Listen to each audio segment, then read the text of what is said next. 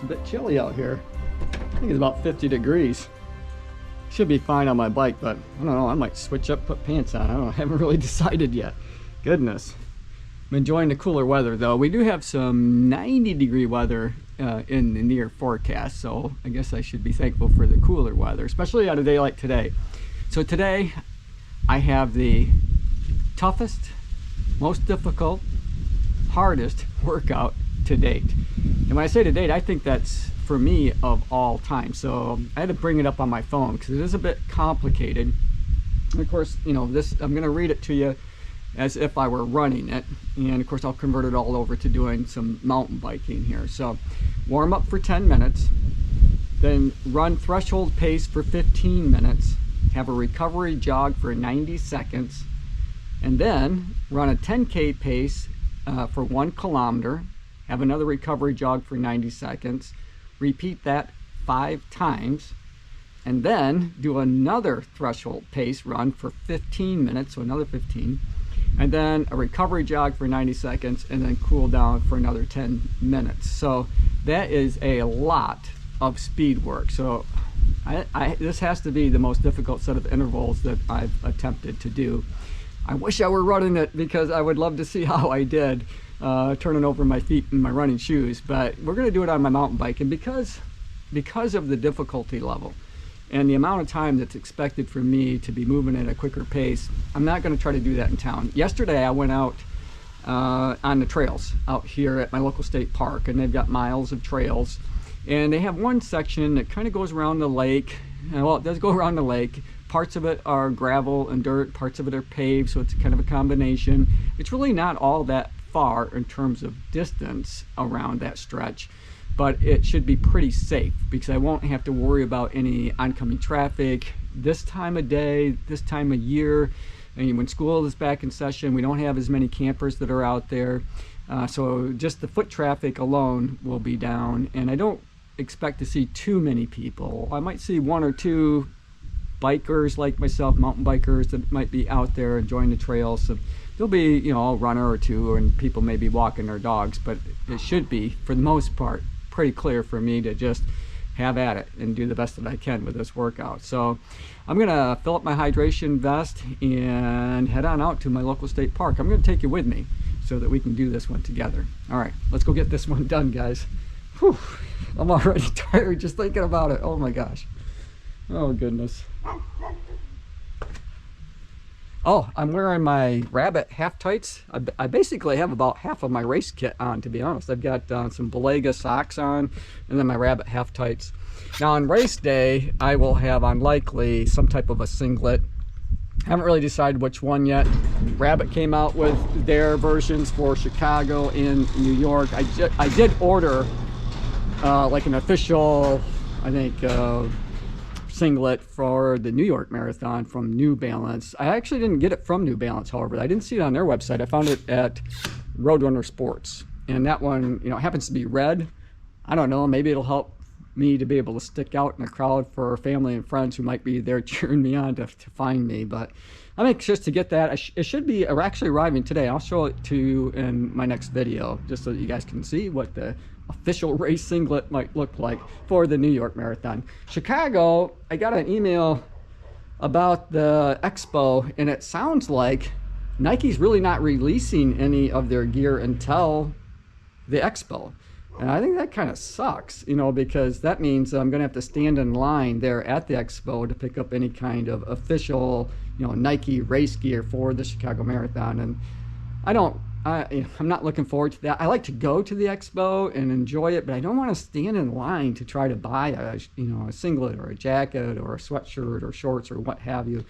I want to have that stuff bought ahead of time so I can just go and maybe enjoy the booths. And, you know, I like to talk to the guys that are at, you know, those marathon types of travel places. You know, I can't think of their name right now, but there's a couple of them that help you get to all of the, you know, 6 world majors, because that is a goal of mine. It is a goal of mine. So I'd rather spend my time doing that than standing in line to buy a shirt or shorts or a hat or what have you. But it looks like, now I could be wrong, but it looks like Nike's waiting until the last minute to lay out their gear, and maybe that's normal for the Chicago Marathon. I don't know. All right, I got to get my bike out. I got to go get my vest, all that kind of good stuff, and I'm going to load up my bike and head out to the state park. So I'm going to let you go for now, and we'll talk more as I get into the workout.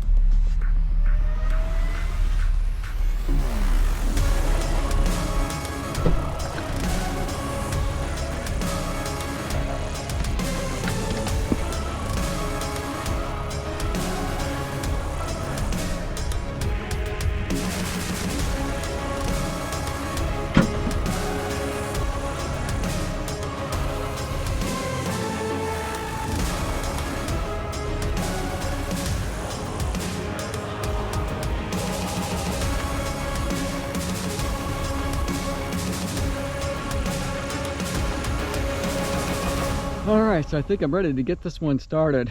I'm really happy with my choice to come down to the state park because there's just 2 cars in the parking lot right now, and I didn't see anybody really on the way in other than maintenance people. So I am going to run or go ride the trail that's less traveled to try to get this one done, and it just lowers my anxiety knowing that I don't have to worry about getting hit by a car, because that is a big fear of mine when I'm out on, you know, the main roads and that kind of thing. So I'm really happy with my choice because it lowered my anxiety considerably. So now I can just go out and work hard and get this one done. All right, let's get to it. For my 10-minute warm-up, I'm just staying on the pavement here, kind of headed in towards the park entrance. You know, I think it's about 1.5 miles back here, something like that.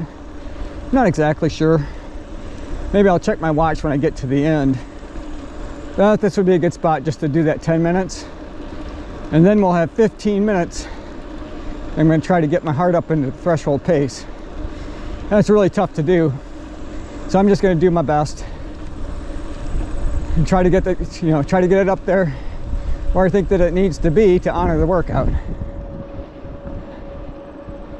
Couldn't ask for a better day. It is a little chilly, but I'm sure that as I get into the workout, you know, I'll warm up for sure.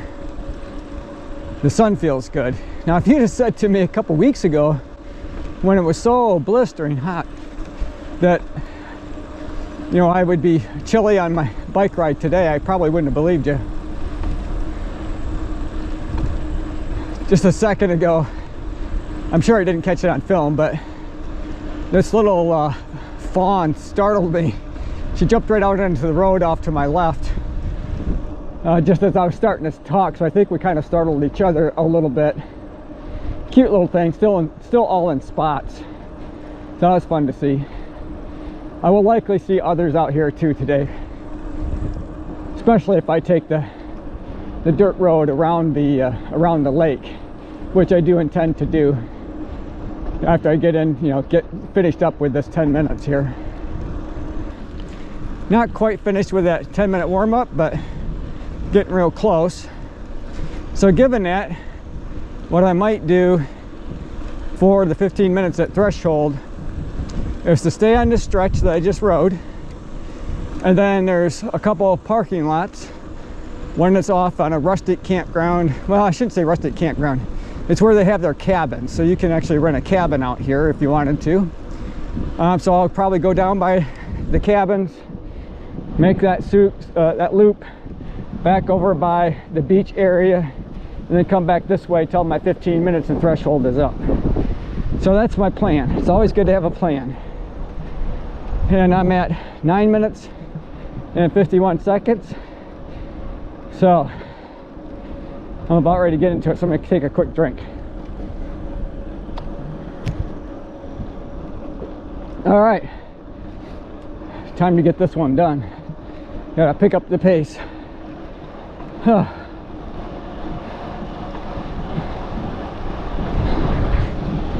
My heart rate just jumped from 115 to 124, so we're getting there. I still have a ways to go. This hill will help. Oh my gosh. I'm like starting a hard workout at the bottom of a hill. Holy yikes.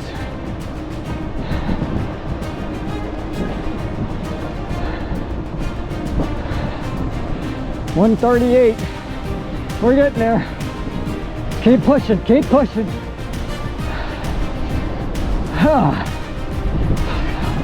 143, 144.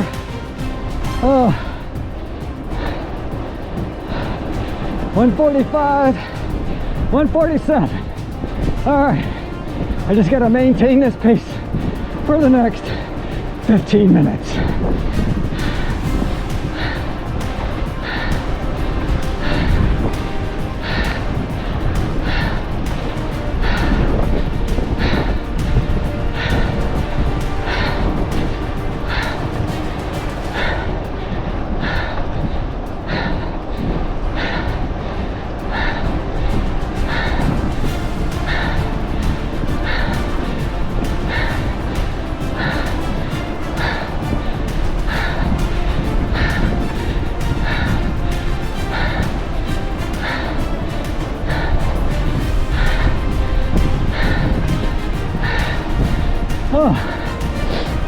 Right into the wind. Oh crap.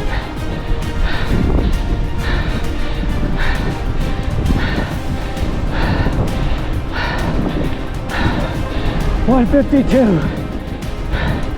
Come on. Come on. You got this.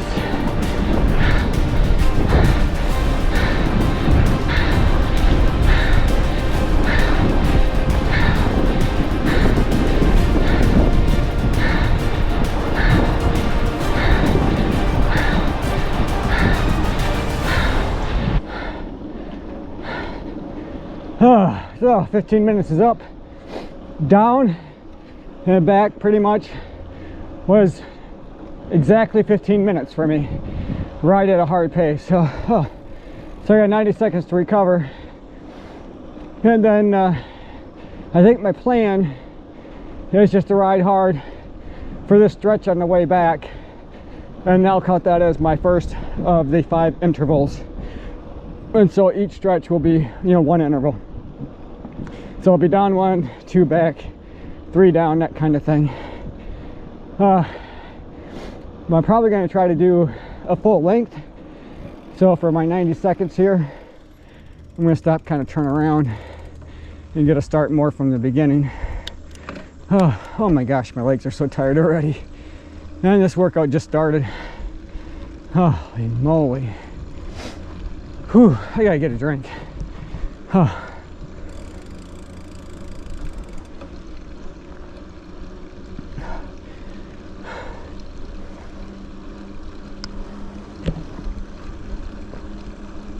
There's some really beautiful shots of the state park here. Oh, it's so green, I love it. Oh man. Yeah, I start turning around. I got just about 15 seconds is all before I get into that first interval. All right. Oh, so you might have guessed that I decided not to take the dirt trail around the lake. This seems to work out pretty well because I can use distance, as my reference point for the intervals. Like I said, I'm just going, 1 full length I consider to be 1 interval. So I just ride hard until I get to the end, take a 90-second rest period, and then, ride hard back. So I kind of like this format. I like doing it this way. It took me I don't know how much time actually it took me to get from one end to the other, but as I looked down at my watch, you know, I seem to be still close to that threshold pace. So, and that's really what I was counting on. That's what I was, you know, shooting for. So I got a little circle drive here that I'm using to, you know, for my 90 seconds. And so I'm gonna make, you know, one, well, I guess it'd be two passes around that, around this area. And then I'll take off, headed toward the exit of the park. And we'll do that all over again.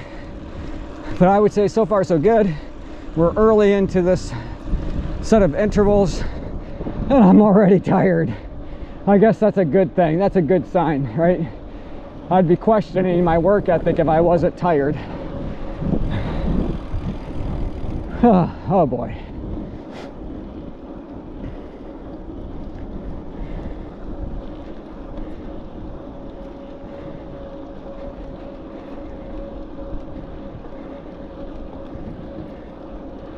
During this 90-second recovery, just kind of FYI, my heart rate has dropped down to 118 beats per minute. So it will take a couple of minutes for it to raise back up again. And I think that's what HIIT training is all about. You know, some high intensity minutes followed by, you know, a short rest.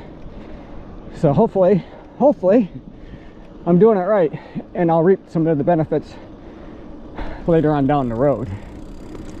Okay, we're getting out to that stretch, so I'm going to turn off the camera and let me get into this one.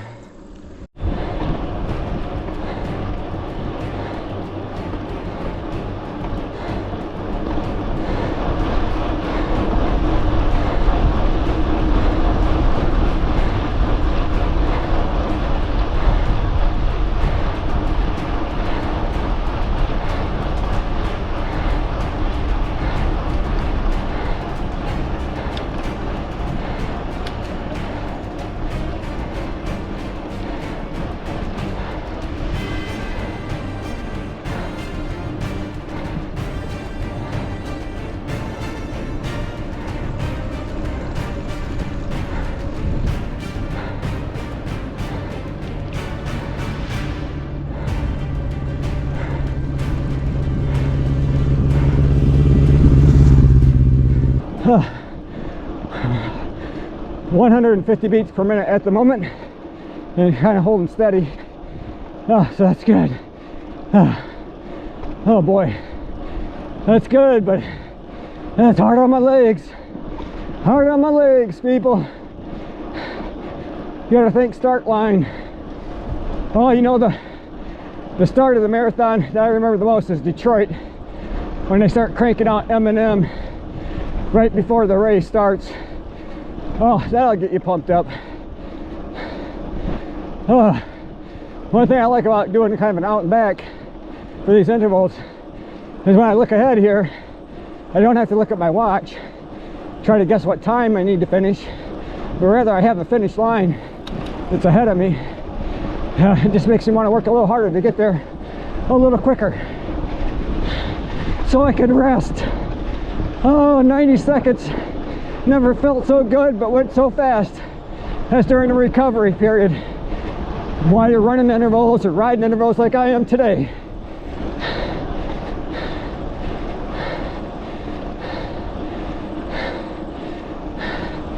Oh, we're getting there. We're getting there. Oh, 153. Oh, there is the finish line for the second set of intervals. I'm not going to record the next two because I think I got enough footage here to be able to share with you guys. The next time I record will probably during the cool down phase because I got a long ways to go yet. 3 more intervals, another 15-minute threshold, and then I get to do an easy 10. Oh my gosh, there it is. Second one's done. All right, we got 90 seconds. Oh, I'm gonna take advantage of it and get a drink. Oh, that set is done. Oh my goodness, I got 10 minutes to cool down. I'm gonna go back the other way. I just kind of enjoy the trails. Well, not trails. I don't intend to run out on the trails right now, but just enjoy this kind of a stretch here. Oh my goodness, that was tough. That was definitely tough. I knew it would be, just based on the description ahead of time. And you know, I'd looked it over last night to see what I was needing to do today, and my anxiety was up a little bit when I started thinking about trying to do this around town in the section that I'm, you know, accustomed to riding, just because, like I mentioned, you know, traffic and all that kind of stuff. So coming out here, yeah, I said it earlier, but it's a good choice. It was a good choice for me. So much more relaxed, and you know, so I was able to just really, you know, focus on riding hard, and I didn't really worry too much about, you know, traffic that might be coming up behind me. And the traffic that is out here, you know, they've got a speed limit of 25 miles an hour, and most people do abide by that. You get some that don't, but most do, and so that helps make me feel a little bit safer too, because at different points in time I'm nearly going that fast on my bike, so I'm almost keeping up with the flow of traffic. Not for very long. I don't know if I actually got to 25 miles an hour or not, but you know, I was definitely getting up there at some point. Whew.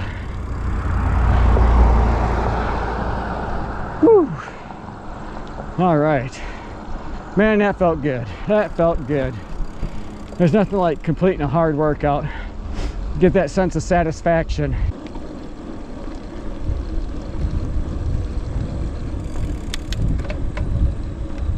One thing's for certain, my legs are in better shape now than they were when I started this bike riding. You know, I just glanced at my watch and it looks like I've gone, you know, over 20 miles. And while my legs are tired from pushing it hard during those interval sessions, I feel like I could go a lot more miles right now, you know, if I was going at an easy pace like this.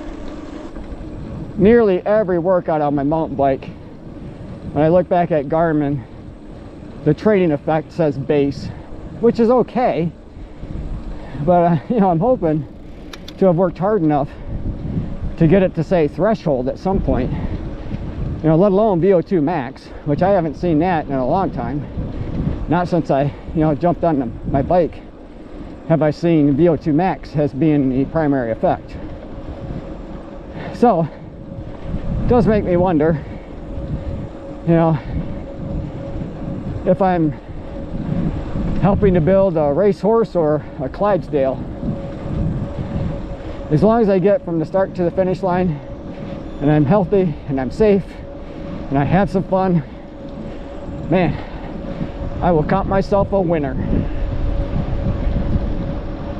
That workout is done. So I went about 27 miles, and you know, I actually was a little short of that, but made a couple of extra laps here around the parking lot just to roll the odometer over. It was an hour and 50 minutes in total. A really grueling workout today. Oh my goodness. I think it was probably the toughest workout that I've had to date, so I'm glad that that one is done. But I really enjoyed the ride today. Hey, how are you? And I'm glad you guys came along with me to share it. All right, with that, I'm gonna end this video. As always, run tall, run strong, be kind to one another. Thanks for watching, and I'll see you tomorrow. Don't forget, you can email me, runtall2020@gmail.com. Questions, comments, audio, video version, that would be great, and I'd be glad to share it with others here with the Run Tall family. If the file's too big, upload it to Google Docs and invite me using that same, or share it with me using that same email address. With that, I'll see you guys tomorrow, and have a great day. Whew, now I gotta load this beast up in my car. Oh man, it barely fits. My other mountain bike, my Mongoose, you know, I probably should use that term loosely as far as mountain bikes go, because it was not a traditional mountain bike. It had 21 speeds, right? But the tires on it were 24-inch, and you know, that mountain bike, or that bike, was quite old. This bike even though it fits me the same or better, has 29-inch tires, and it has a little bit of trouble fitting inside my Equinox. So, all right, got my work cut out for me. Whew.